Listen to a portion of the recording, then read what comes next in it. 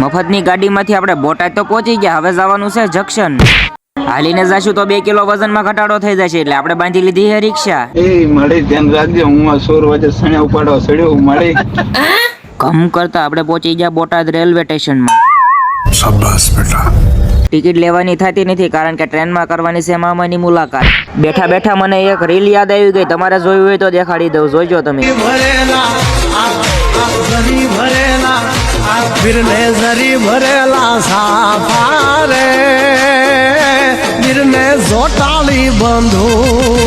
બેઠા બેઠા મને વિચાર આવે છે કે મારો ને તમારો આવો હાલ તો નહીં થાય ને.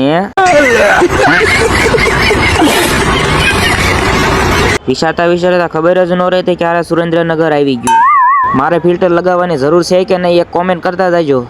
राजा जी अपनी शक्तियों का पूरा इस्तेमाल कर रहे हो. આપણે પહોંચી ગયા આપણી કોલેજમાં ને ફૂલ રાઉન્ડ મારી લીધો હે કોલેજમાં.